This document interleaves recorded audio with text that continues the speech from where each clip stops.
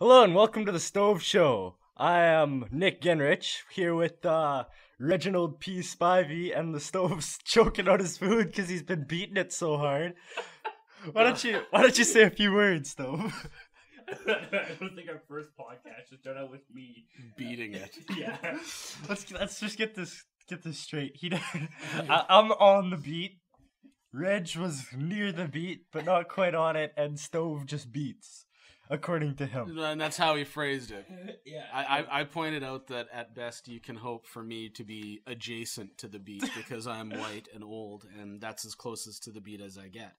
And then Stove said, well, I just beat. And we all paused and waited for an explanation, and Stove just let that word hang there. So we figured, and we'll put this out to you folks as well, this can only really go one of two ways. Either he enjoys beating women, or he was talking about something else. Masturbation. Thank you. Stove, I think everyone could have got. I think we're gonna leave that unsaid, Stove. But that's all right. I wanna get you a T-shirt that just says redundant on it, and that's it, and just leave it. because that's me. If someone has a joke and they need someone to explain it, I'll explain it, and I'll explain it in one or two words. So if someone makes like a racist joke, I'm like, oh, it's funny because it's racist, and then I'll just walk away. Okay, so you put it into context for him to let them know it wasn't your taste. What's up, cracker? Oh no, I'll just do it because I think it's funny. Oh, okay. I just get a kick out of it, and then they're like, "You kill the joke every time." I'm like, yeah, That's the joke. yeah, that's the joke. Okay, so you're turning it back on him. That makes Yeah. sense. Anyway, so now all beating it aside, how you doing, Stover? I'm having a great day. Watched some football this morning. Watched the Redskins lose. I think they're losing. There's a nice culturally sensitive team name, by the way. The 2012, the Washington Redskins. Well, and okay, so make the North Dakota Fighting Sioux change their name from the Fighting Sioux. Yeah. But the Washington Redskins don't have to change their name. But it's history, Stove. It's historical. And they've been the Redskins for so long. The Blackhawks? And here's, for me, there's a distinction, right? Because the Atlanta Braves. Yep. Okay, I don't find anything offensive about the Atlanta Braves until their fans start doing the tomahawk chop. That's not the team's fault, right? It's more stupid and insensitive than really racist. But Yeah. Redskins, okay, I want you to imagine, let's say Russell Simmons buys a basketball team and he wants to call them the Brooklyn N-words. How many people would just be like, yeah, let's do that? I would. Everyone in Harlem. Or the Miami City insert Jewish stereotype there, Or Miami City Coke dealers. Yeah. Well, and it's like basketball. They make that joke, right? Every time their new sport goes to a new city, because the guys from San Francisco are quite clearly effeminate homosexuals. Yes. Flamboyant is a better word. Thank you. What was in that movie? Yeah. Joey Diaz. Joey Diaz. Didn't we have a conversation about him? Yeah. He came up last week in comedy. Yeah. Who is he in that? He's the referee. Really? Yep. In basketball. It was one of his first movie gigs. Oh. And he became the ref in basketball. He's the punt return. Well, not punt return. He's in the wedge for the longest yard. Okay, yeah. So if you watch Longest Yard, he's now my favorite part of the longest yard. Actually, the new Longest Yard, he probably was the best part. No. Oh, that's a good movie, and I love that movie. It's fun. It's got moments. It's okay. So last night, me and three other friends. Shout out to a friend of the show, Steve and Duke. Hate that guy. You were with him last night? Yeah, we watched the movie over at Wait, with him? his girlfriend's house. Oh, okay. And Just trying to start a rumor. Thanks for the invite, Stove. Yeah, thanks, Stove. It was Film Critics Club only. Oh. So we watched two movies. We watched Shaun of the Dead, which I really liked. I Beauty. love that And movie. then Classic. we had a choice between two bad movies. Well, okay, we wanted to watch two bad movies. And one was Zombie Killers from the Hood. Oh, yeah, I've seen that on Netflix. How about Leprechaun 6, Back to the Hood? Back to the Hood. Okay, so you've seen that. I haven't seen the film. I know C. Thomas Howell's in it. I just saw it on Netflix. And it looks like a bad movie. It looks What about like... Abraham Lincoln versus zombies? I think that's just a really cheap rush-out horrible movie to capitalize on Vampire Hunter, which I haven't seen yet. Which is another cheap movie. That's terrible. Yeah? Yeah. Abe Lincoln Vampire Hunter is bad? The one that Tim Burton did? Yeah, I heard it's bad. That was Burton? Yeah. Really? Burton did, yeah. Wow. He did that one, and he did that Dark Shadows movie around the same time, which I saw. It was kind of cool. Yeah, I haven't seen Dark Shadows yet. I'll end up watching it. My wife likes his stuff and likes Johnny Depp. Frankenweenie, I'm interested in seeing. Like, it's a remake of his first movie, but no, I didn't realize he had anything to do with Abraham Lincoln. Yeah, he produced it. And then we watched and between that and Freddy vs. Jason from good old 2003. Hey, you know what? That is my favorite Freddy movie. Because it's the only one. It's the only one that isn't, like it is really cheese. But it's like it is a pretty for a cheese factor and for how much fun you're having with that movie. It's pretty good. It's a fun movie. It's not like, oh yeah, this is gonna win like the Grammy for best acting, best supporting role by a female. My favorite one is like the first 5 minutes. They run out of the house because they got all scared because the douchebag got killed. Yeah, and the guy's a douchebag. Well, the guy is always a douchebag. That's the rule. So the guy Friday the 13th. The guy dies. Yes. They run out of the house. Oh my god! They run up to the cop that's driving through their area. And he's like, they're running, screaming, rolls down the window. Oh, you seem to have a problem. Well, he's a trained professional, Stove. He can't lose his cool. They need to put Sandra Bullock in a Jason movie, and then they're the people go because she's fabulous and everything, according to 99% of the population of the world. She cares for that black kid so much. Yeah, that's. Yeah, okay. Yeah, there's a lot of ways to go. First off, the Freddy Krueger comment, I'm sorry. Freddy versus Jason, I agree, it's fun. They're laughing at themselves the whole time. It doesn't take itself too seriously.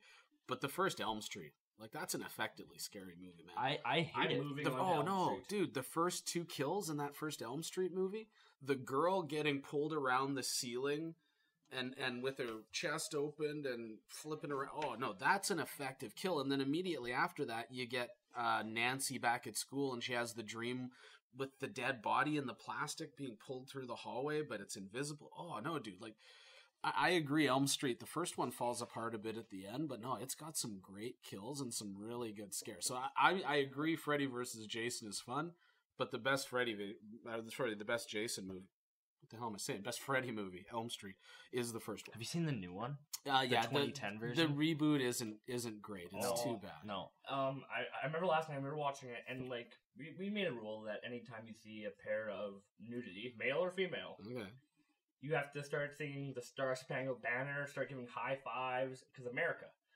with nudity and violence, and this is okay. So we started doing this. So it was like me to make it not awkward because there were male and female people there. Basically that. Okay. Because we were all like, I gave Steven a high five. It was like the first 30 seconds, girl like. Oh, the girl's like naked running around on the. Oh yeah, on the dock, and she went to a skinny dip, and I was like, okay, well, we started singing Star Spangled Banner. Well, you know the tax implications of a lot of those old horror movies, don't you? There was a whole swack of them done in Canada, especially in the 70s, late 70s, early 80s, like Black Christmas.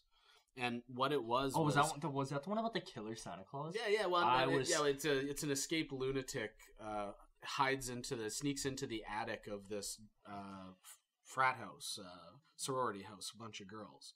And then slips down and kind of picks them off one at a time. It's actually one of the first real slasher movies. But basically the Canadian government wanted to turn Canada into a spot to come and film. And so they gave these ridiculous tax breaks to American companies. And they'd come up and just make horrible movies because they didn't care how the movie turned out. But yeah, Friday the 13th, a lot of the money for those movies came from evangelicals. And so if you do drugs in one of those movies, the killer gets you. If you have sex, premarital sex.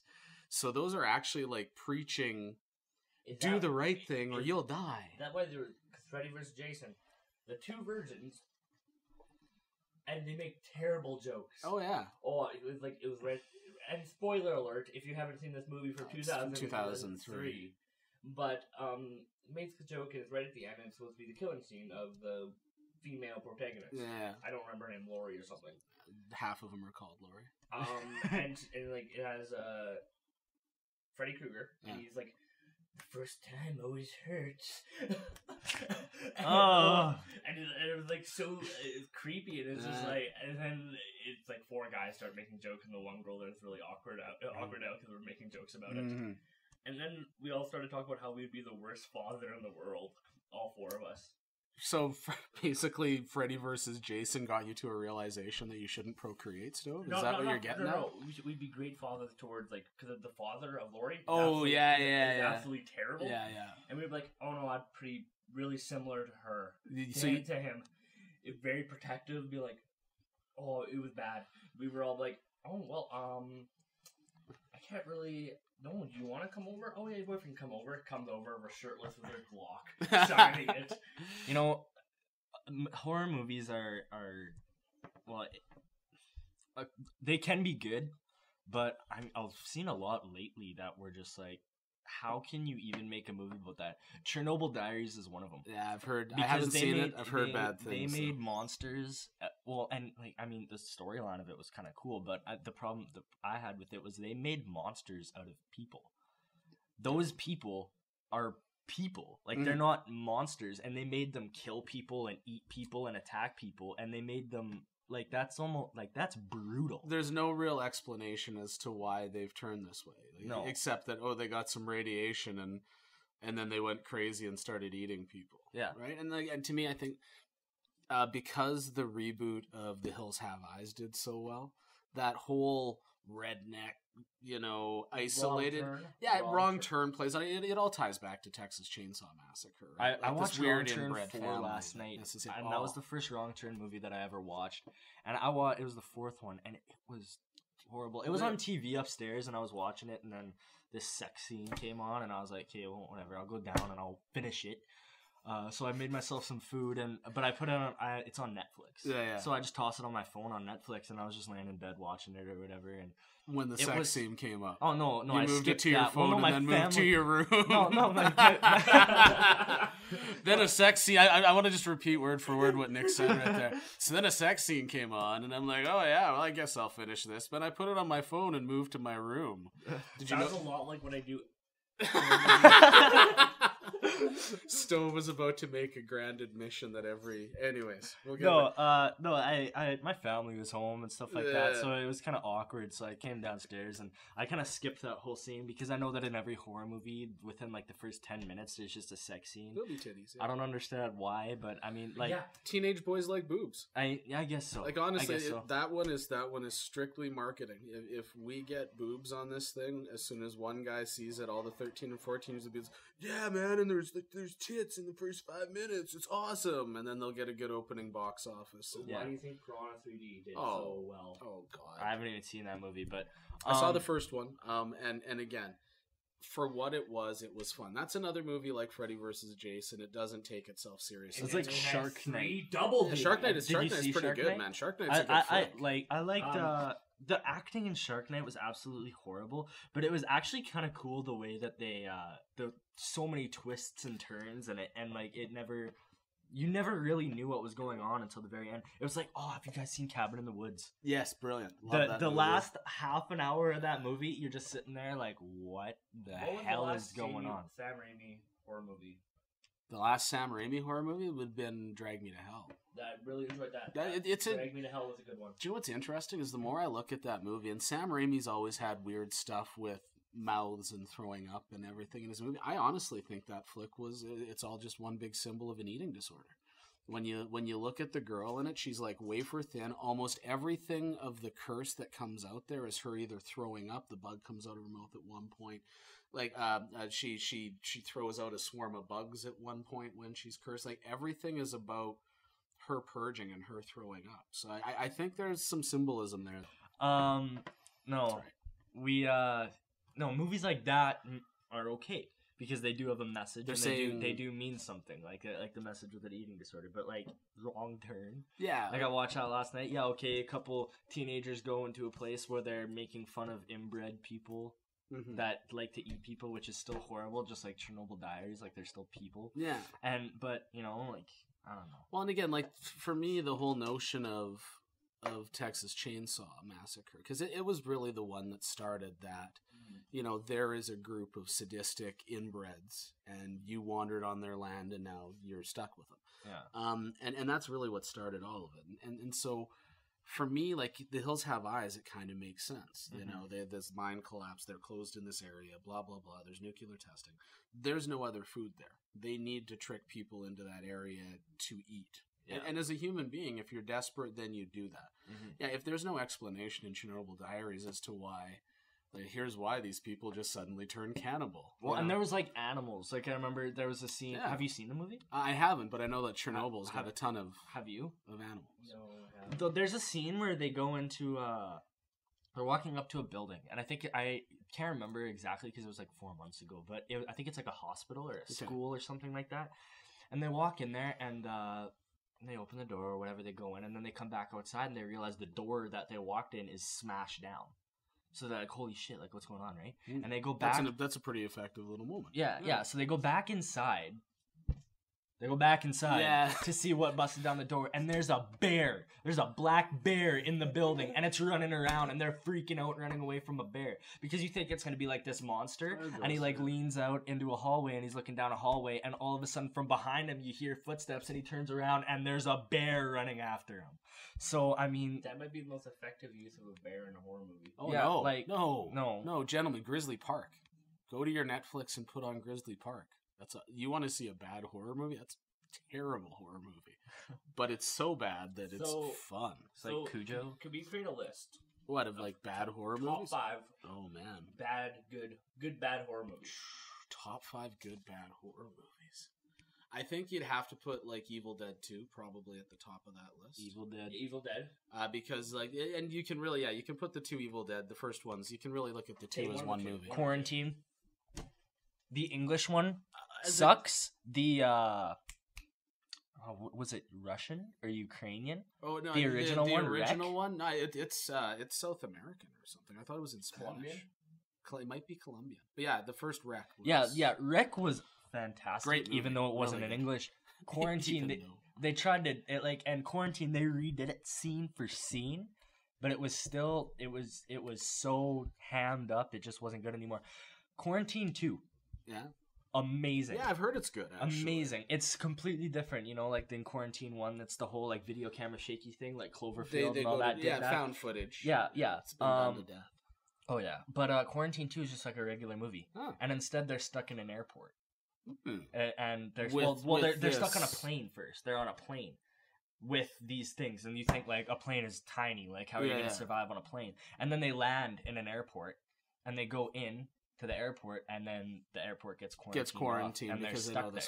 Can we put snakes on a plane? Well, and that here's the thing. For me, the key, guys, if you're going to talk about like good, bad horror movies, the whole notion of a bad horror movie is that it's almost intentionally bad. Snakes on a plane. Snakes on a Plane was going for it, and obviously it didn't work out. I almost feel bad for those guys. But these motherfucking snakes on this motherfucking plane. Well, and that's the thing. Like, everyone that came out about a year before the movie even came out. So it's Sam Jackson, and he's trapped on a plane with a bunch of snakes, and you're like, that sounds awesome. And then it got built up in everyone's mind that it was going to be so great, and then when it came out, it's an okay movie when you watch it, and Sam Jackson is screaming and yelling, he's having fun with it. But it just wasn't as awesome. That movie? Yeah, he was part of the. He produced. You know what? Anything that Sam Jackson produces can go right in the trash. Yeah. I feel sorry for Stan Lee. Stan Lee, for letting Spider-Man. For letting Sam Jackson produce all the new Marvel movies. I'm such an idiot for saying that. Sam Jackson Sam Jackson produced the new Spider-Man. He produced the newest Hulk. He produced Avengers. No. You're thinking of Joss Whedon, dude. No, that's Sam Jackson. Sam Jackson produced all those. He's Nick Fury, and he produced Spider-Man. He produced the Hulk. He produced the new X-Men. I haven't seen the new Spider-Man. He produced the new Captain America. X-Men Origins was okay, and Thor. Sorry. It was a decent. Thor was pretty okay. Thor was okay. Do you know what? I really feel okay about all those movies. X-Men First Class. Yeah, it was pretty good. It was okay. I liked it. But I mean, have you seen like Captain America? Yeah, it's okay. He produced all these, and then the Avengers was a waste. Oh, really? I like the Avengers, man. It was not the best superhero movies this summer because The Dark Knight Rises was fantastic. They could have done That's not really fair. the part Like, with. I mean, That is fair. what The other part with- horror movie? Or sorry, what other comic book movie is going to be at the same scope and quality as Dark Knight? You know Like, what? Anything could have the- come. the up. problem- The problem No. that I have, Iron Man's a step back. Sorry, Nick's finishing his thought. the problem that I had with the Avengers is it was so based towards little kids. Yeah. And that's why I like the Batman movies, because they're like, you know what? These are amazing actors. I'm gonna say amazing actors. Some of them are, debatable. But like, I would have got someone other than Anne Hathaway to play Catwoman. I thought she nailed Catwoman. I thought she was really good. She's too much of a goody good for me. My thing is, I don't think anybody What, could you do want better than Michelle Halle Berry. Rodriguez? Like, who do you want? Well, Halle Berry did a good No, Catwoman. she.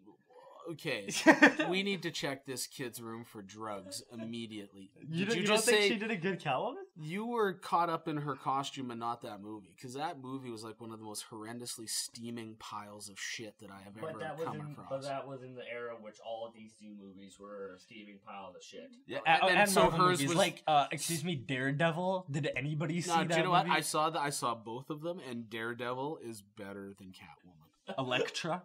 Oh shit!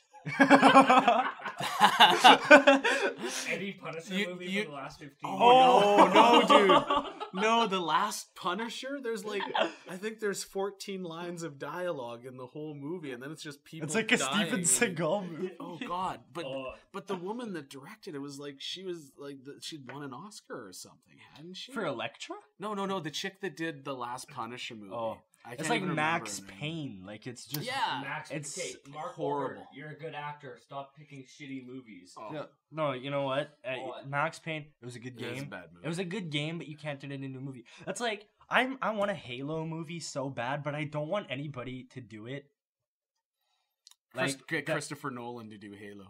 Christopher Nolan. You know what? I would let Christopher Nolan do Halo, and I would let Peter Jackson do Halo. I would not. If Michael Bay goes anywhere near Halo, I would start Michael a Bay world is war. awesome. There'll be titties and Linkin Park music. It'll be good. Megan Fox will be in there somewhere, whether she Man, should or not. Man, as much I wanted to watch Jennifer's Body There'll last be a night. racist car. It'll be awesome. Sorry, Jennifer's Body. Oh, it's a horrible movie. I think I could fall into that. Is it good, bad? No, It's 'cause- bad. It's bad. and, Bad. okay, I've heard and it you know what? actually, I heard it was kind of interesting. Jennifer's Body is a great example because the title of that movie might as well be, "Hey, isn't Jennifer hot?" And it's right when Megan Fox had just really hit the scene and she was super popular from the Transformer And then movies. she married a 41-year-old man. Nah, whatevs, good on her. But Did that actually happen? Yeah, she married something Green from 90210. Oh yeah, was it Brian Austin Green? That's Brian his Austin name. Green. And what's funny, he was even like the least cool guy on 90210 back when it was on. I think he's the only person He I and might be jealous of. That redheaded Steve guy. You know what? No Megan One Fox 19. lost it. She's not. Do you know what it attractive is? anymore. Well, I don't think she's that talented. Like, because I mean, she got cut on to look the way she does, doesn't she? Like she Yeah. had plastic surgery done. Oh, and blah, blah, yeah. blah, right. And so that's the thing. Now, if you get that done, that's your right. You know, if you want to change the way you look, good on you. But you still need to be a talented actress, and that's why. Like, to me, Jennifer's Body is not a good bad horror movie because it takes itself really seriously. It doesn't give the audience a wink to let you know, hey, we're just having fun with this. And again, every character in that movie is, oh, she's so hot. And every time if I had $1 for every time she walks slow-mo to a catchy song in that movie, I'd have like $14. Which isn't a lot of money, but I would have them to remember how many times they went to that. And it's, everyone's just, oh, she's so hot. She's so cool. Felt like Twilight. Anyways, yeah. We talk about like a good movie. So, like Twilight. You know what? Twilight. I want to jump in here. Oh, I just love Twilight. Let's get our Twilight hate on. No, my sister was watching Twilight upstairs the other night. Mm-hmm. And is she around like 12, 11, 13? Now? Yeah, I think she's 11. I don't know. I honestly, I can say I don't pay attention, but I grew up so fast. But no, it's like the newest one, I think. But I was watching it and I don't know. But this chick was pregnant. Nice. With a vampire baby. Nice. And they were like, it's ripping her apart. And she's like in love with these two guys at the same time, I guess. Yeah. And the one is sitting right there, and the other one walks in. He's like, oh, don't smile at me like I'm your favorite person in the world. And she's like, well, you're one of them. and the other guy's sitting right there. It's like, what's the matter with this bitch? What do you even see in her? She's not even good looking. She never shows emotion. She's like Darth Vader. It's like, I'm happy. So she has asthma? No, I'm just a little bit of asthma there, Darth Vader. and here's the maybe just replicating what Kristen Stewart does in real life. Okay, Stove's having an aneurysm. Stove is doing the most wonderful celebration dance I've ever seen Do it for again, do it a again. dig at Kristen Stewart. Damn. It's kind of like, did you see Goonies? The truffle shuffle? Yeah, do the truffle shuffle. Stove celebration dance was similar to the truffle shuffle. I saw a guy do Gangnam Style at a football. I think it was a Stampeders game. Last weekend. I did that at the Blades game. Nice. They had it He up got on a the screen. touch- It got up on the screen. I was like, No, he like did the whole like this thing though. He Oh, did riding like the Gangnam horse. Style. oh. So can you tell us your story, Reginald, about when you were in Asia and Vietnamese pop music. Yeah. Yeah, okay, so we're in this place called Rach Gia in Vietnam, and you hop on a ferry there to get out to this island called Phu Quoc, all right? And then so we're hanging out on Phu Quoc for a week. Yeah, it's a great island. I can't get. You know what? I want to move there. Just I because live in 69 Phu Quoc. It's just like it's a great name. Vietnamese people don't listen to Nick. Your language is great. Picking on the Vietnamese. Anyway, but no, so as we're on this big ferry thing, we're one of about 4 white people on the whole thing. And they had TV screens up at the front of the boat. And it was Vietnamese music videos, pop music. And so the one song was like, I'm sorry, I am sorry. And so my wife and I are sitting there, and this dude a couple rows up was kind of looking at us, obviously interested in the white people. And so we're like, oh, what's the song? What's it about? And the guy knew a bit of English. So he was like, oh, he drank, then he drove, killed his girlfriend. And then he looked at us, and I swear a real tear came out of his eye. And he just shook his head. So for the next 2.5 hours, there was some Korean pop music mixed in too. But he would explain what the song was about, and then we'd have a moment. So sometimes we'd come on and go, oh, this happy song, they're going to a party. And then he'd do his little happy Vietnamese guy dance on the boat and explain it to us. Yeah, that's my Vietnamese pop music story. I'm gonna go back to movies for a second. Sorry, Yeah, I gotta cut you that's off. quite all right. Taken 2? Taken 2. I haven't seen it. I like the first one. Don't. Bad? It's horrible. I almost like one of those when you were talking, that lonely tear reminded me. I was sitting there and I honestly did get a lonely tear. Part of your Out of soul my died eye, watching yeah. Taken 2? I was and I was like, Liam, don't. And it was just like, it's so like, they go on this trip, and I can't remember where they go. Do they go to Russia or do they go to? Istanbul. Is that where they go? I think it's Budapest. yeah. No, you know what? It is Turkey. They go to Turkey, and I don't know why he goes there, but he goes there, and he brings his he gets back together with his ex-wife from the first one Because he saved his daughter. Yeah, and Good time. and her new husband are having marriage problems. Okay. And she's crying all the time, and he goes over and he's all like, yeah, hey, come with me on this trip, and we'll bring our daughter, and it'll be fun. And they go, and, they kind of start to hit it off again, and, Then he will find you. him and the wife get taken. And you know when in a movie when they say the title of the movie, and you're like you almost want to like have like a victory dance. 21 Like, Jump Street does that extremely smartly. 21 Jump Street does a few times. For me, the king of that's Chinatown. yeah. Last line of the movie, walks up, forget about it, Jack, it's Chinatown. Like, that's Yeah. one of the best title call-outs, I think, ever. He's talking on the phone to his daughter though, and he's like, you need to go up to the hotel room, and she's like, why? What's going on? Your mother and I are about to be taken. And it's just like, yes. But anyways, so the Liam Neeson is taken, and the wife is taken. So who plays the badass role in this movie?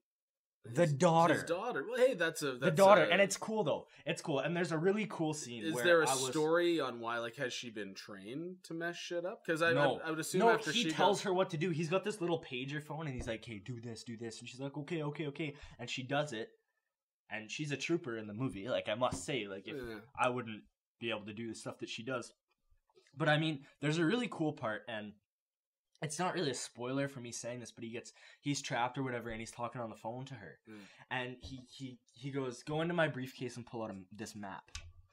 So she goes into the briefcase and she pulls out a map, and she has a marker and what are those things called where you draw the circles? Protractor.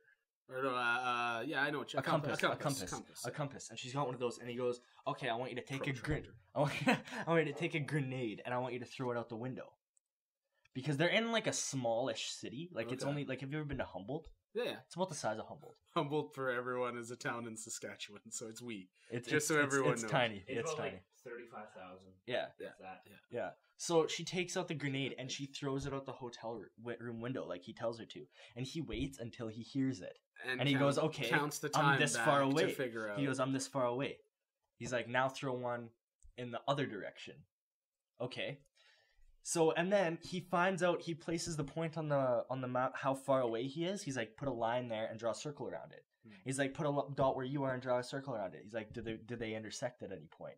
She says, yeah. He's like, okay, throw a grenade to the east this time. So he does it, and he's like, which one of those is closer to your position? And she tells him, and he's like, that's where I am. And it's like the most, like, you can't, it's so awesome the way that he just knows what to do. Like, he's like, yeah, that Burn Notice plays with that. Yeah, the training, just the notion that there are people that are so well trained that they have the skills to solve those problems. No, and he favorite TV show on television. Is it still on or? So good. Really? It gets. I fell away from it. I watched 3 or 4 seasons of it, and then it kind of got a little redundant to me. So. I know. Saying, hey, watch this season of this. It'll be really good. But watch the 5th season. They shake it up a lot. They do an interesting thing, which shakes up the story. And it's like me with The Walking Dead. Like, I can't. I lost it. I can't watch it anymore. That's what I never really same liked shit. It. Same shit. Watch the first season. I know. I watched the first season. Watched the first 3 episodes. Didn't like it. I watched the first season as a whole at the same time. I didn't watch it like week by week. I just watched it all at the same time, and it was good. For a zombie type movie type TV show, it was good. But you know what it was? It took everything that's already been done and just put it into one show. Yeah. Like, there is absolutely nothing original about The Walking Dead. And the knock for me, too, is just the way that the people respond and act is completely stupid. Yeah. And this is where it lost me. Last season, shouldn't be spoiler alerts, anyone that watches the show would have seen it. They end up at that farm, and the little girl goes missing. Mm-hmm. Okay? And so their first thought is, well, let's stay here in traffic. You know, right after they realize she's gone, they just sit in traffic for a while. And then they get to the farm, and they're still going after this girl. And you have to think, in that world, if you spend a day looking for someone, and we're talking about like an 11 or 12-year-old girl on her own, she's not going to survive. No. Or if she has gotten separated, she knows that you're at the road. They wait for her there, which, yeah, okay. But then what kills me is they have that big moment early in the second season where the zombies walk by and they hide under the cars. Well, in the first season, they established that the zombies run on smell. Remember, they could move through them if they covered themselves with blood and guts from dead people. Because if they smell dead, then they're fine. Yeah.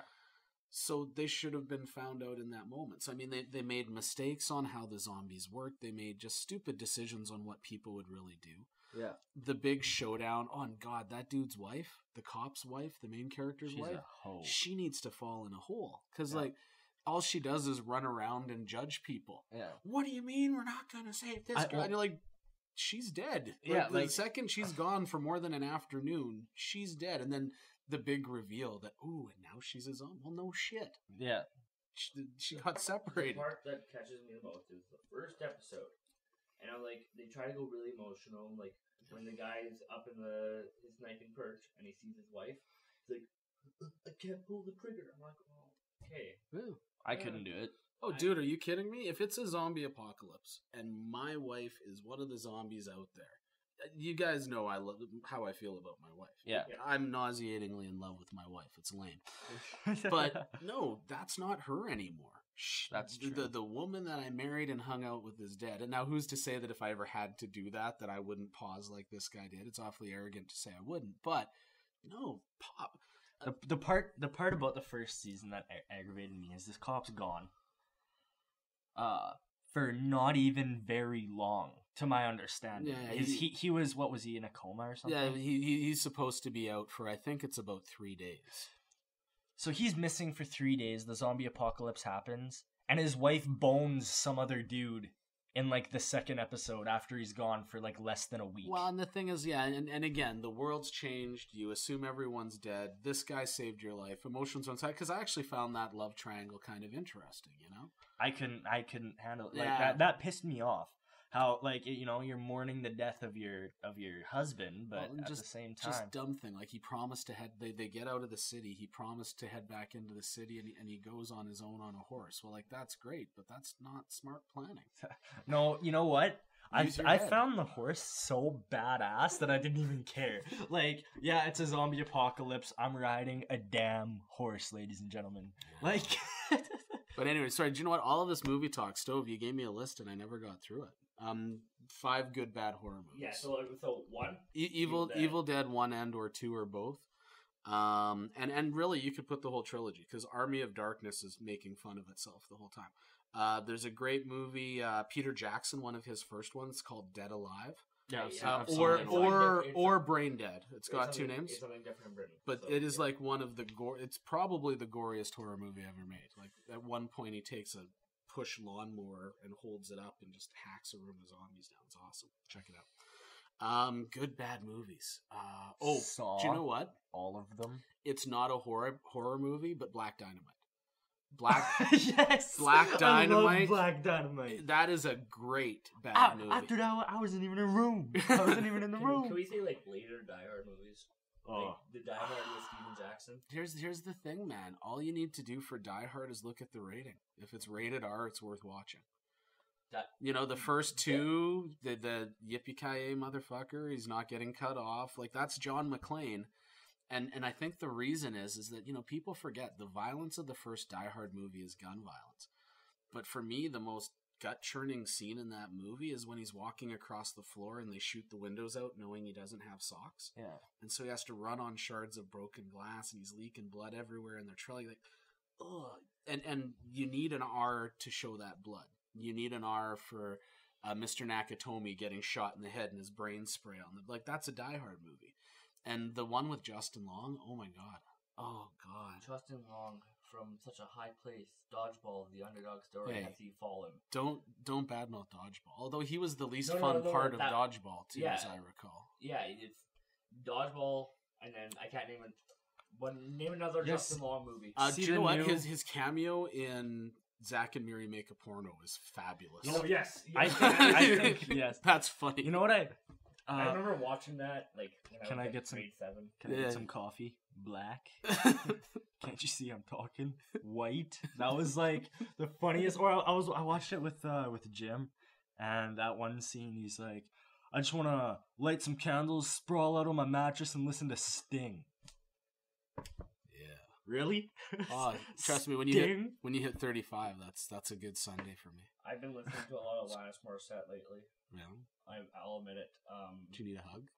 That and Tori Amos. Yeah, Dude, hey, Tori Amos is good. I think the 3 of us need to catch a film one of these days Absolutely. because The that three of has us not need a happened. well, 2 of us need a hug. Yeah, I was listening to a lot of Linus Morissette, and like I was like, oh, maybe it's listen to Sarah McLachlan. Nice. And I was like, no, Oh. let's think sadder. Celine Dion. No, Oh, Not- because not you the were actual doing- music, Was but- this your depression music because of the game? Yeah, So I lost a big playoff game. Right, we got kicked out first round. And then Football. football, Lols. and I'm then kidding. Jeez. so like I went a quick 24-hour sadness period where I listened to what's that song that she covers every Mondays. Oh yeah, I don't like Mondays. I don't like It's an old Mondays. Boobtown Rot song. Yeah, Her, so her good. version of that's so sad. I'm like, No, you know what, Stove? You know what you listen to when you're feeling alone in the world, when you you feel listen like to NJ's The Gray Area. No, you don't. No, you don't. You listen to old school Linkin Park, and it just brings you back. I love Linkin Park as a band. I love their new stuff as well, but I mean their new stuff music. is fucking terrible. Oh, Whoa! those are fighting words. Whoa! Okay, the only good Linkin Park album is Metatora.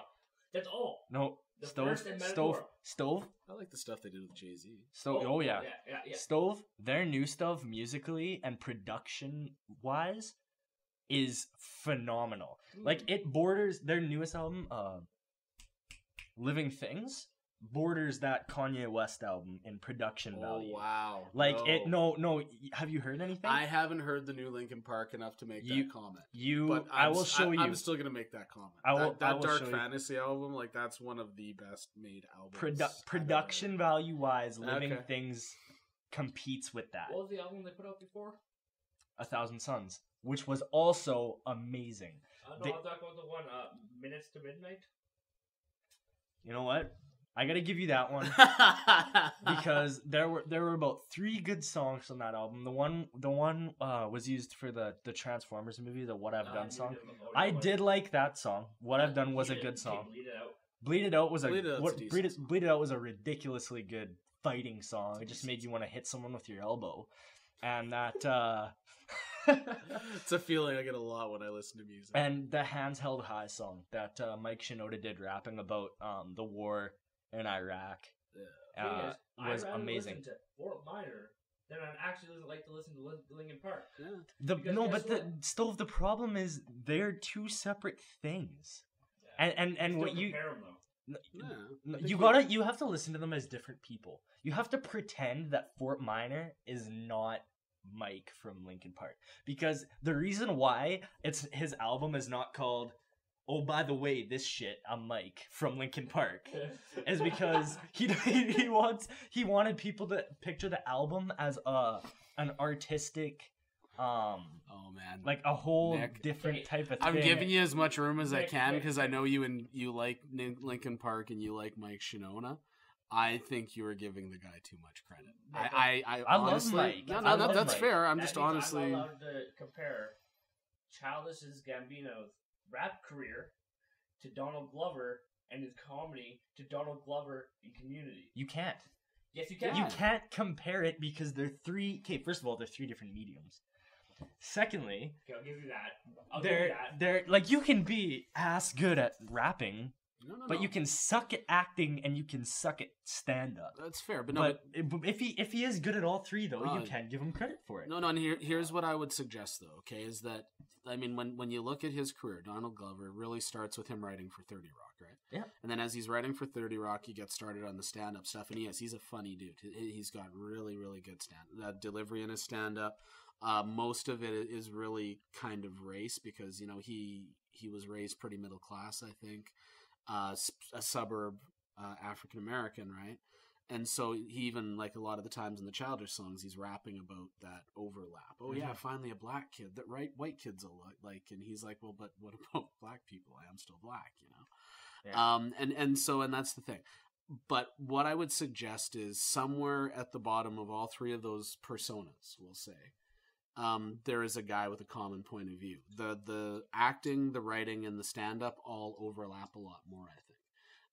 And again, Childish Gambino, is that a caricature that he's doing of himself? Is it one side of his personality? Who knows? But a lot of what he talks about in his comedy comes up in his hip-hop. And so I think you can compare them. I think they're part of the same spot. Still saying that, though. Yeah. You have to listen to the new Linkin Park stuff. I'll give it you really do have to listen to it because artistically, musically, and like the production value on that album is through the roof. But anyways, like I was saying about your depressing phase, Hybrid Theory by Linkin Park, that album, it's all I feel alone. It is a good album. My dad didn't hug me enough. Yeah, like that's what it is. He missed my recital. That's what it is. There's a lot of angst in that album. It's pretty angsty. No, it is, but it's still good, and they find a way to pull it off. Meteora is an amazing album as well. But then that's where it drops off for me, because then they had a split where they had like one album of the album with Jay-Z. No, they had Reanimation, which was fantastic. It was all remixes, which is really cool because I got that DJ in the group. And then they did Collision Course with Jay-Z, which was great. It was good. It was interesting. 5 songs long. Like, how do you Like I don't It's know. more of a mixtape than anything. Yeah, for sure.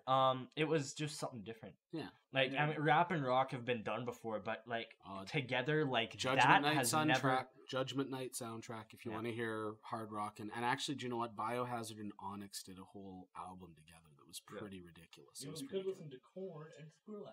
Yeah, let's not. Hey, I was just listening to down the on Prodigy, like 2 seconds ago. Well, the Prodigy's better than Skrillex any day. I of the will week. give you that. Any Yes, day of the yes. week. The Prodigy is better than any kind of dubstep. Like, you mean Prodigy? Is the Prodigy different from Prodigy? What do you mean? Like, I'm thinking of Prodigy, the 90s techno band. Yes, Prodigy. Smack My Bitch Up, those guys? Yeah. Okay. I never really liked them. Firestarter, those guys. Never really liked them. Yeah, but it's They were better interesting. than dubstep. No, there's some cool dubstep. There's some cool dubstep. Here's the thing. Dubstep for me, and it's because I'm old, is one of those things that I recognize the quality that goes into it. I understand when I talk to other people that like it, they get something out of it that's good. When I listen to it, I mean, it just sounds like a kid playing on a beat generator. I heard Carly Rae Jepsen's "Call Me Maybe" dubstep. Oh, Jesus. I love. I saw her perform. Really? Oh, How I don't was think that for you? I don't think any of you guys. I don't think you know. I don't know if you know. No, I know. Watch your. It was Brooke's little sister's birthday. Yeah. And she's a year younger than me. Yeah. So she's in grade 9. And I bought her this Grade pair 10. of boots. 10, mate. Oh, grade. You're in grade 11 Yeah. now. Whoa. But anyways, I bought her this pair of boots for her birthday, and they didn't fit her because her feet are tiny, and they didn't have a size that did fit her in the store. So I felt really bad. I was like, okay, well, I got to do something. And the night of the Justin Bieber concert comes, right? And I'm like, oh, well, you know, Brooklyn's at work and all this. Like, I got to do something to make it up to her. So we went. I just got my mom. I was like, just drive us over there. There will be some guy outside of CUC selling tickets. I can guarantee it. Pulled up some guy, 120 for 2 tickets. Just paid it, went in. Tickets worked. Like, it wasn't like copied or anything like that. So we went and we saw the Justin Bieber concert. Oh my God. I've never been in a louder place in my entire life. Like, those girls were nuts over him. And he brought a girl up on stage. Of course he did. And she cried. Yeah. She bawled. And she He's bawled. doing the halftime show for the CFL Grey Cup. Oh, So did Carly Rae Jepsen. And Good for Marianne them. Trench and Gordon Lightfoot. Hey, Gordon. So There you go. One of these things are not like the Here's other. the thing. The only person that is awesome in that list that you just mentioned is Gordon MFN Lightfoot. I will use harsh letters talking about Gordon Lightfoot. That guy is awesome. Gordon Lightfoot is awesome. Black Day in July. He got banned for that song, talking about like riots in Detroit. They wouldn't play that friggin' song in the States. Gordon Lightfoot, even though he's a folk musician, badass. Gordon, wherever you're at, keep rocking. You know, if we're in Saskatoon, maybe you can come. You can come and we can get a coffee together and We can record the podcast. maybe we can cuddle. You can be on the beat. We can. I'm in beat. love with Gordon Lightfoot. He's my celebrity crush. We can The thing beat. is that Celebrity crushes! Don't even get me the started. school that we're from, we're the only thing we're really famous for is that Joni Mitchell Joni Mitchell. went to our school. I don't even know who that is. Oh my God, you should feel shame as a musician not knowing who Joni Mitchell is. She's a kind of folk musician. She went to our school. Yeah, she grew up in Saskatoon. My That'll uncle change. was hitting on her because he used to go to my school. Oh really? Yeah, so that's kind of a cool fact. My uncle hit on Joni Mitchell. Yeah. No, she ended up in New York and just started churning out some spectacular She's folk music. like big. Oh yeah, absolutely. I mean, I kind of feel it's not a style of music you're into. I've never listened to anything like folk music before. Really? It's like I mean, I can respect play it. this I can the whole respect time. any kind of music. Well, and that's like that. Honestly, I'm a musical tourist. I really am. I had my Tori Amos folky phase back in I think it was my second year university. Dave Matthews was like the shit at that time. Under the Table and Dreaming came out a couple years before, and then what was the album with Crash on it? Can't even remember what it was called. I think it might have just been called Crash. All I know about Dave Matthews Band. Actually, they have a new album out. It's supposed to be really good. He once had a tour bus. And they released all the shit from that tour bus onto people under it because they actually accidentally let it go off the bus. Oh, really? Yeah. Hadn't heard that one. But yeah, no, and so in that year in uni, like, because Dave Matthews and the folk, Sarah McLachlan had her big album at that phase. Tori Amos. Her and Alanis Morissette are just interchangeable. I think. I don't think so. I mean, Alanis Morissette's more about anger, and I think Sarah McLachlan's more about that just kind of ennui. She's got Oh, that. And like that's the thing. She's very much. It's still down music, but it's not angry down. It's more kind of depressed down. You know what I mean? Because Alanis Morissette and a lot of her stuff, she's pissed off. We're really sad. Yeah, well, I mean, and Ironic. she spent years dating. Who was the Let's be real. On remember Family? What was Full House? That shitty show with the Olsen twins. Yeah. She dated. Is it shitty because it has the Olsen twins on it? Oh no, that show was just a piece of shit. Who's the guy on there? Comedian now. Bob Saget. Bob Saget was the dad. He's a terrible person. Oh, he is a horrible human. Yeah, no, Bob Saget is filthy. He's funny, Yeah, but he's funny. filthy. Terrible human. Have you ever seen the bit of him talking about how he waited like 4 months counting the seconds till Kimmy, the girl that played Kimmy Gibbler on Full House, turned 18 so he could bang her legally? Oh yeah, no, he contributed to that psychological breakdown. Like on her 18th birthday, Bob Saget was banging the actress that played his daughter's best friend. Oh, well, he's a there's a thing. Good on him. There's a book written by Kimmy Gibbler. I don't remember. What's her real name? Oh God, I don't know. But there's a book. She'll always be Kimmy Gibbler to me. There's a book written by her, and it's basically detailing all the coke and heroin she did. Yeah. And she's like, but it all started with like, oh, I got clean for 6 months, and then I went to a party, and this is the whole chapter. Oh my gosh, have you seen Ted? I have. Okay, but before I hold it, because again, Alanis Morissette's anger, we have to get the root cause of that. Uncle Joey, the loser comedian that did Bullwinkle voices and stuff. Yeah, no. I know. Dave, was it Dave Coulier? I think Dave Coulier is the guy's name. He's a comedian, horrible comedian, stand-up. He's not funny. But Alanis Morissette dated him forever, and like the "Go Down on You in a Theater" line from her song "You Ought to Know." You guys know that song? I think I was listening to that, but I didn't really pay attention. Yeah, it's probably her single biggest hit anyway. That's who she's talking about, is Dave Coulier, and she's like singing songs angrily about blowing Uncle Joey at a friggin' theater. It's awesome. It makes me smile. So yeah, no, that's my. What are you gonna say? Not just the drugs. It just reminded me. They do blow with Flash Gordon. Probably the funniest shit I've ever seen in my life. In Ted? In Ted. Yes. Like him and his teddy bear are when they were growing up, huge Flash Gordon fans. Okay. And then, he's the whole thing is like the teddy bear can talk, right? Yeah. And he's like he's drinks and stuff like that. Like he's like an actual like 25-year-old. Yeah, well, I mean, I've seen the commercials. I know the premise. And then so he has to move out of the house, and he gets his own place, and he throws a party one night. And he's like, and Flash Gordon shows up, and he calls his buddy, and his buddy's at like the main character of the guy. Oh, who played it? Mark Wahlberg. Mark Wahlberg. Yeah, He's fantastic. Yeah, he wants to be in a good movie. Yeah, he called him. The teddy bear called him, and he was like, "Man, you got to get over here. Flash Gordon's here."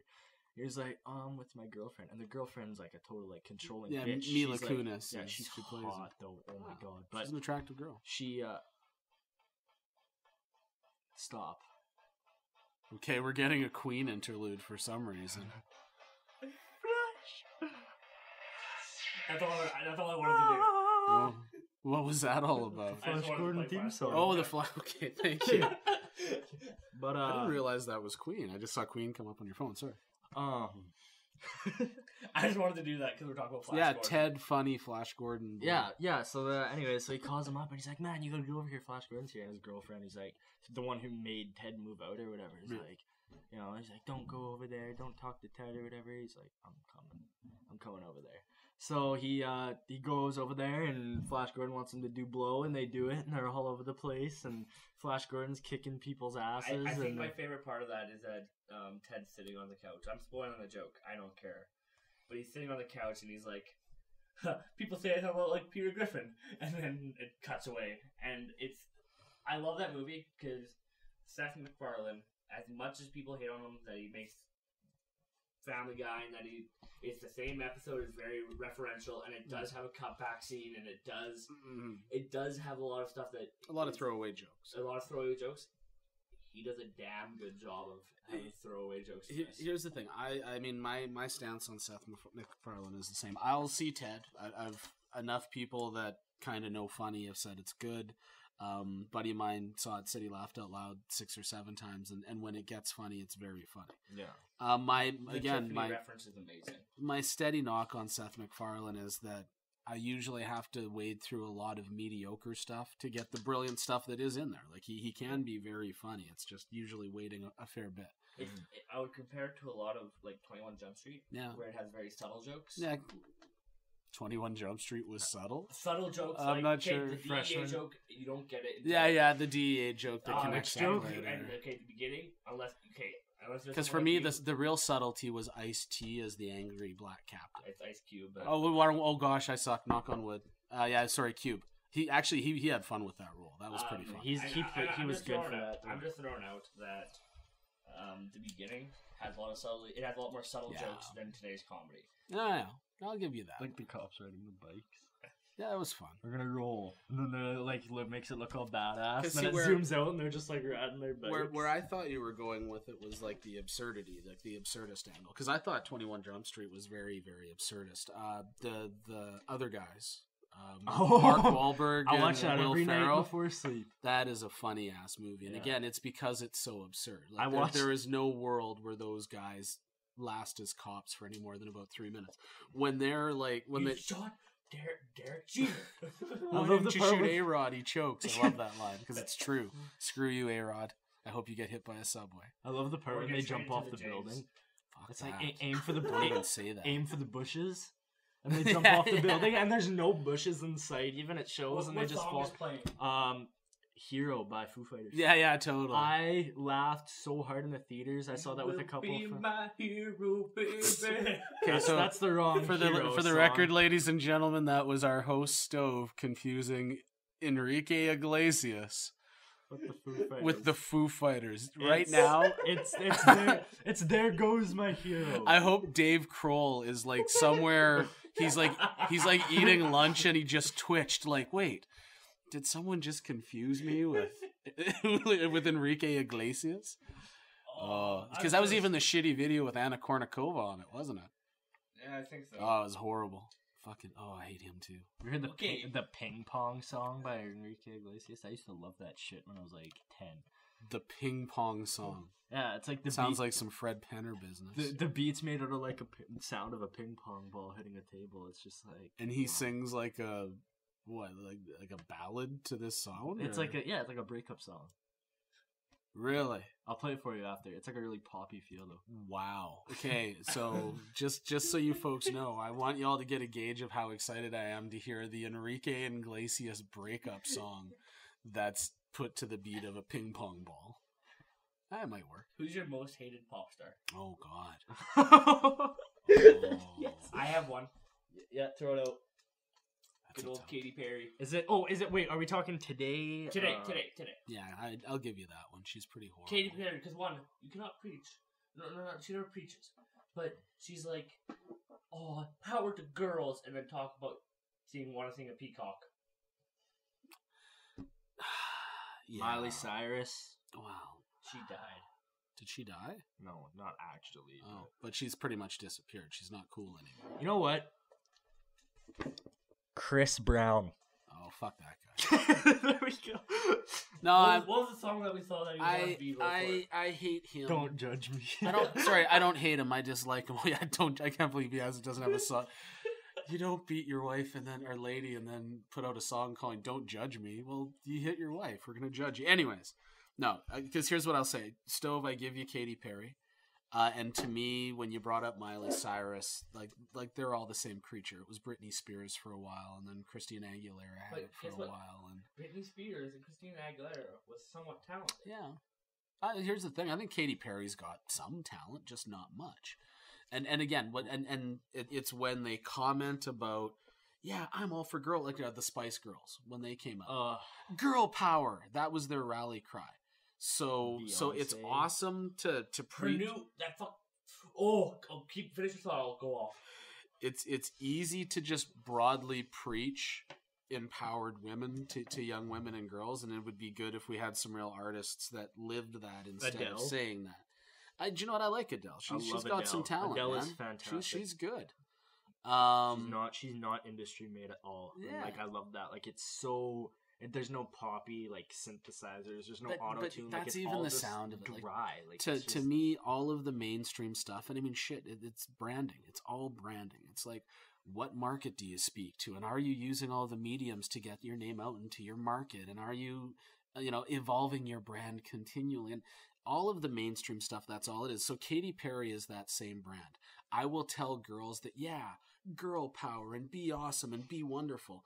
But then every single thing I do and sing about will contradict that message of being an empowered woman. Taylor Swift, I have to throw you in this one. No! Taylor Swift, no. no. Taylor I don't Swift like is her. fantastic. No, she's not. Yes, Because she is. every single one of her songs is about the exact same thing. It's all about some boy broke my heart. And I'll get even. What song? We will never ever get back together. It's fantastic. Hey, no, here's what I'm saying, Stove. You can still like the song. Like, okay, I'll take a bullet here. To this day, when I hear "To the Extreme" by Vanilla Ice, that's my jam. That shit came out. I was in grade 8. I know every word. Hell, at one of our grade 8 dances, I think I got up and air banded it at the dance because it was that awesome. So I love that song. That song has a place in my heart. It's like In the End by Linkin Park for me. It's a horrible song, but you just love it. I can still look at it and go, yeah, that's not good rap music. That would be my knock on it. Is that his whole career, just not good rap music? Oh, no, because actually he went on and, Reggae? No, his story is great. First off, his real name is Todd Van Winkle or something. He's from Florida. He was a professional level dirt bike rider. Apparently he ran pro motocross for 3 years and did pretty well. Then he came out with a screaming, yelling death metal group. And then he tried to rap again, but that only lasted about 3 weeks. He was on that show on Much More Surreal Music, World. Surreal Life. Yeah, Surreal Life. Yeah. He's been on every reality TV show. Wow. And that's not no. I've seen him on Surreal Hulk Hogan's Championship Celebrity Wrestling. Surreal Life was absolutely horrible because Ron Jeremy won. I think that's awesome. I think you should just give the trophy to the guy with the biggest cock anyway. If a man wins, I'm not sure how that would work because you have two genders on. I'll get back to you on how you could run the real world. Who was it? China on that show? Yeah, she had the second biggest penis. That short to Ron Jeremy. Who was that short black guy? I forget what his name was. He died. Gary Coleman. Gary Coleman was on that show too. Arnold. You guys, that's a reference you won't get. Different Strokes was this horrible TV show that he was on when I was 10. What's his catchphrase? What you talking about, Willis? I didn't want to screw it up. Yeah. Because I knew what it is. It's what you talk about something. Okay, but sorry, I think I finally came to an answer, and I know, Stove, you've got some simmering hatred, so I apologize. Mm-hmm. The Jonas Brothers. I hate the Jonas Brothers. I dislike them more than probably any other pop act. And I know they've gotten old enough, they're fading on, but no, because they get up on stage and all their songs are about love and relationships and they're grinding their hips. South Park does a great job of nailing it in their Disney episode. And everything they do on stage is so hypersexualized. And then off stage, they're preaching promise rings and save yourself for marriage. And they're part of that whole... And again, Katy Perry is part of the same boat there. Christina Aguilera, Britney's big breakthrough, Hit Me Baby One More Time. All of that is, look at how young and innocent I am, and I'm virginal, and it was such a huge deal in the media that she hadn't had sex yet. But every single song she did was hypersexualizing this 16-year-old girl. That's a hypocrisy. That pisses me off. And to me, that's very much like Katy Perry saying girl power, or the Spice Girls. The thing is, now I've gotten so mad, I actually forgot what I got mad about. Beyonce. Okay, so Beyonce has a song Girls Run This Mother. Who Run the World? Who Run the World? Hey Beyonce, here's a little fact check. The whole. Hey, have you heard the song? Okay, there are 203 sovereign nations in the world. 14 of them are run by women. So actually, only 6% of the world is run by girls. That's a big miscalculation, ma'am. Get it together. Yeah, that's the whole song is just her saying, "Who run the world, girls." Well, and again, let's be realistic. Just because you're married to Jay-Z doesn't make you important. No, but Stove, let's give the woman some credit. She's a talented musician. She's a good singer. Some of her stuff I like, some I don't. I'm not a real fan of the style of music that she does, but I will at least recognize that she has some talent. Now, again, it's very much her saying, yeah, women, let's unite, let's feel good, let's acknowledge each other. That's a good message, but do you run the world? No, you don't. And what bothers me is that when you... I just came off really misogynist there. Sorry, women who might listen to this podcast. I'm sorry. I think what it is more is because Stove, I think you were getting at the same point that I was about to, just from a different angle. Women aren't treated fairly. They aren't. Yeah, no, that's true. And the only, they make 70% of what men do in a lot of industries. I think they'll make less for the same job. They're judged differently. How many of you guys ever, went to a bar and maybe had some crazy woman hitting on you and wouldn't leave you alone, and then the cops came over and said, well, stop looking attractive because that's why this crazy person's bothering you. Whereas when a woman gets raped, first question, well, what were you wearing? Did you ask for it? Did you lead him on? Did you? And that type of stuff is ridiculous. So for me, what bugs me is that when those anthem songs come out saying, yeah, women, we've got it great. Well, it's better than it's ever been in history for women.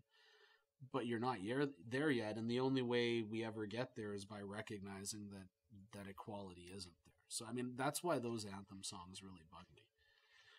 But as far as Beyonce goes, for me, I don't think with Beyonce it's as produced. When Katy Perry gets out there and does a set of what was it, shaving cream shooting out of her tits? Yeah. Wasn't that on one video? Yeah, or her on Sesame Street had to be cut out because she was wearing an Elmo shirt that was cleavage right here. Yeah, and if people, this is an audio podcast, but I'm pointing from red shirt, and it's from the top of my nipple going straight down where my cleavage would be if I was a girl. I'm going to tell you now, the visual we're getting here, folks, it's almost overpowering. It's vivid. Vivid is a great word. What was the last? But her song. Okay, Last Friday Night, or whatever the hell that song is. Last Friday night. One, if that song happened, you should be arrested because you admitted to drunk driving. It's true. Two, you destroyed a lot of property. Mm-hmm. Streaked. There's a lot of things that go against what you say. But that's part of being an empowered woman, Stove, is putting your own life and others at risk. And here's the thing. Does menage a trois mean threesome? Yeah, it does. Okay. Yeah. Well, and here's the thing. I put that one together by myself. And again, this is why Reg has to go on a pseudonym here, because again, I do work with young people, and this is a public forum. So my suggestion would be that if she wants to streak, okay, it's her body. It's a little irresponsible. It's a little reckless. I did it at uni. I ran across a football field. And how much were you paid? The guys on the floor, there were 4 of us, and they all pitched in a bunch of money. So I think I ended up with 200 and some bucks. I would have done it anyway. I just thought it was funny. We ended up, half of us got caught. I escaped, but you escaped. Well, 2 of the guys, it was dumb. The one guy dropped his socks, and they ran back to get the socks, and then the security guards caught him at the fence. And they had to make posters about alcohol awareness. But so here's the thing. Well, because I didn't get caught. It's not like I ran when they caught the guys and said, "Hey, I did it too." But no, that's my thing. So I don't want to say if she is adventurous sexually and wants to have a menage a trois, that's okay. But when you put it all together, you can't scream girl power and then sing a song celebrating, but and then I got absolutely ripped, and then I drove over here, and then I streaked, and then I got together with some guys that I had just met and had a threesome, and that doesn't sound like a confident, intelligent woman to me. That sounds like someone on a bench. My least favorite pop artist, because we're still on this. Yeah. Well, R. Kelly peed on someone. And got off with video evidence. Kind of. You can't really tell video evidence? Oh, no. It was him, and then they got experts to look at mole placements, claiming it wasn't, and that's one of those instances where if you are wealthy enough, you are above the law. They had video footage. Yeah, OJ. Absolutely. Robert Blake, the guy that played Beretta, murdered a woman. Robert Blake, where have I heard that name? He's an actor. What's he in? Well, and that's the thing. Nothing for a long time. He was in this old 70s cop TV show called Beretta. He worked a bit more here and there. But out of nowhere, early thousands, I want to say it's 2003 or 4 or something. Because I remember it's when Chappelle was on. Chappelle did a bit talking about it. Can we just say Chappelle's amazing? Chappelle is brilliant, man. He was too smart for society because they weren't ready for humor about race the way he did it. Our media studies teacher, he's a fantastic human being. He's been showing us various comedy bits about race. And he showed That's us why I wanted them to show Donald Glover, because he does that. Donald Glover, because he does that very lightly, but still hits all The hard R N-word Yeah. bit that he does is Yeah. really, really funny. Yeah, it's really What about? interesting. Have you seen the one about him playing Spider-Man? Yeah. The Black Spider-Man? Black Spider-Man. Yeah. Margaret Cho. Oh, yeah. Margaret. Okay, I don't like her. I liked her when she was older. Her younger bits are terrible. The whole point of Margaret... Her the younger comedian was not very good. Her the older comedian is very good. The feeling I have on Margaret Cho is that because she's so openly gay and her style has always been very challenging, it's a tough one to get behind because, you know, when I go to a show, I'm the bad guy. I'm a heterosexual white male. And she has every right to be upset at me because she has experienced, you know, racism for being Asian, sexism for being a woman, and then homophobia for being a gay woman. But so the thing is it's just her style of delivery and her jokes. It's so in your face, yelling, screaming. The other knock I have on Margaret Cho is you can only do so many jokes about your Korean mom.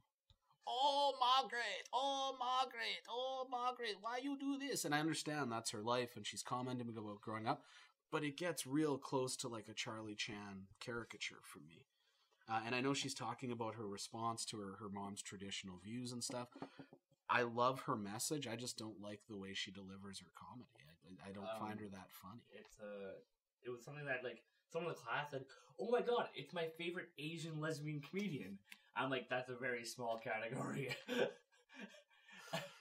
Are there any other Asian lesbian comedians? I'm running through the memory banks now, and I'm thinking that's got to be just her. And then I was like, let's just go lesbian comedian. I'm like, there's one that I can think of, and it's Ellen.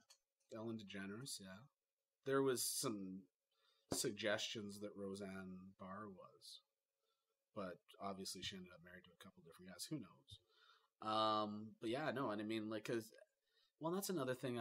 Was it 30 Rock just had an episode about this the other night? Women that are funny, because Tracy Morgan said women can't be funny, and I mean, Roseanne. Anything that Tracy Morgan says should be taken with a giant a asterisk. bucket of salt. Yeah.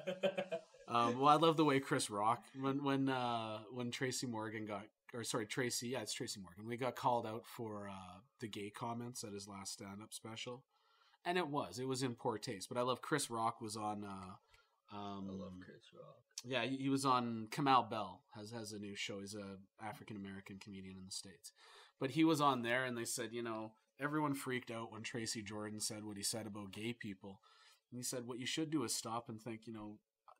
I decided a long time ago that I wasn't going to go to Tracy Jordan for life advice. Tracy Morgan. Jordan's the character on the show, yeah, but Tracy Morgan for life advice. So, yeah, he said some dumb stuff, but stop and look at who's saying it. But that's the world. Everyone freaks out. Right? Who is it? Bert Kreischer. I think I sent you the bit. Yes. He talks about his night with Tracy Morgan. And he basically, I'll give you the quick thing. He's at a comedy club. He gets invited to a bar by Tracy Morgan, and Tracy Morgan tells him he just got PCP. Angel dust. And then right. And when he thinks he thinks it's regular drugs, he's getting PCP, and then he starts a fight inside that bar, and then leaves Bert Kreischer with the bill. Mm-hmm.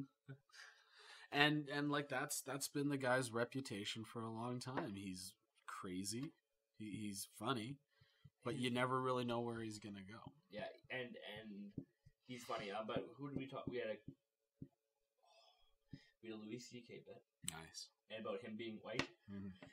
And when I was looking around the room, I could just tell people were getting upset by it. Mm-hmm. And they're like, "Why is he saying that?" I'm like, "Oh no, he's being funny. He's not actually being serious." But it was about being white, and he was talking about like.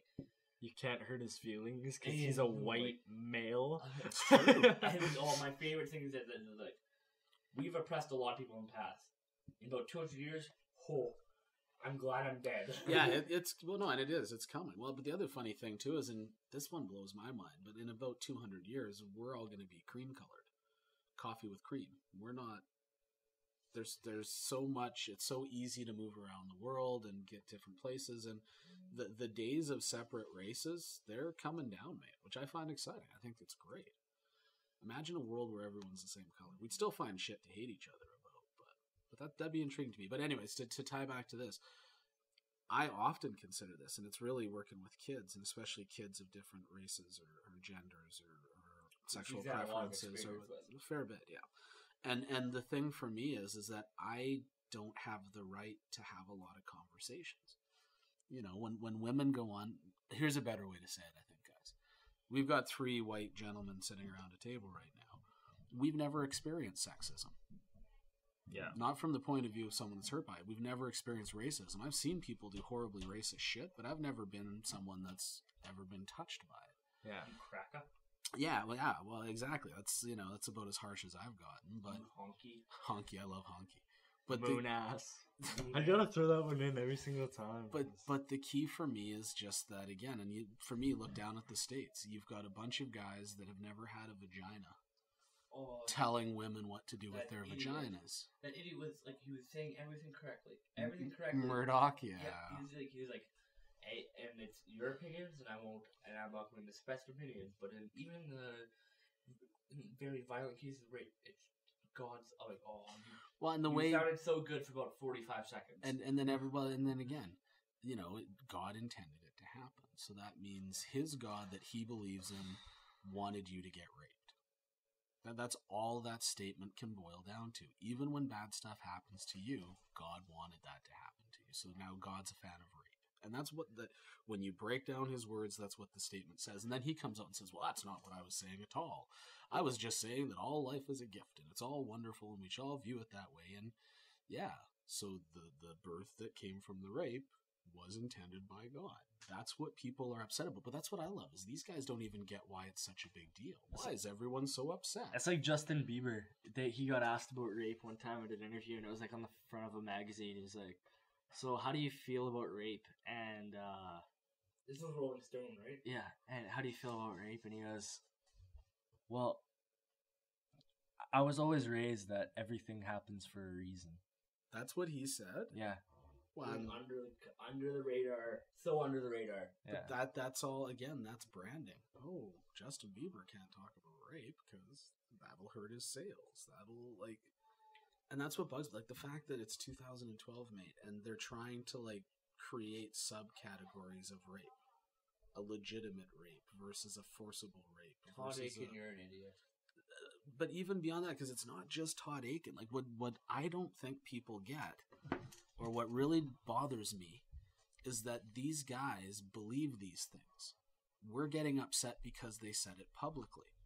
Other people that think like them are getting upset because they said it publicly. Yeah. But that's what, like, a whole batch of politicians actually believe. In Canada, they just had that stupid vote to try and rehash our abortion discussion. You know, and what good does that do anyone? And even us 3 guys talking about it right now, we don't even have a right to be part of that conversation. There should be like a rule. Someone should put a rule where guys shouldn't, like, male politicians shouldn't even have a vote. It should just be like, it's not our place, not our matter. If guys had vaginas, you could get birth control and anything you wanted in every street corner and every store, and because they take care of themselves. But because all it is, guys, is it's the lingering attempt to control women. And if we control their bodies, then we control them. And it sucks. It fucking sucks. I hate Pardon my language. One of our local MPs. Yeah. I'll call him by name, because... Call him out. Maurice Velicott. And screw him. He wants to give a medal that's similar to the Governor's General Medal, and wants to award an anti-abortion... He did violence on someone, correct? And what happened was the person he's choosing, or the people she's chosen, these are some older women that have protested at different abortion clinics and et cetera, Planned Parenthood clinics. And then they get arrested for trespassing, and then they do their time, and it's called civil disobedience, and it's actually a technique that Martin Luther King and Gandhi and lots of people used. Now, the problem is that those people are tied to the larger pro-life, I like to call it anti-abortion movement or anti-choice movement, but they call themselves pro-life. There are a number of incidences of violence against abortion doctors, okay, where by killing this abortion doctor, I'm saving thousands of unborn lives. Now, again, that's those people's personal choice, but I don't see how you can call yourself pro-life and murder people. Yeah, it's And so to give out an award of this nature for the pro-life movement, even though they haven't done any violence and they've only ever trespassed, and they're doing what they believe in and they have the right to protest what they believe in, it's a slippery slope to then, well, we gave these people a medal, let's give a medal to the guy that shot a doctor. And it's really just, it's a conversation that we're past. I don't see why we even have to bring it up again. We've got a system that works. Wow. And to change it at this point is to force one side's views on everybody else, which is problematic. No, So. I agree. Yep. Hey, so we're going to finish up this conversation. We're done. This is our end of our first podcast. Thank you for listening. Enjay, thank you. Yeah. Thanks for having me, Stove. And Reginald. My pleasure. We'll be back in the next 2 weeks, hopefully. Yeah. I really enjoyed doing this, and we're going to end out this podcast with Be Like Me by Enjay. See you guys.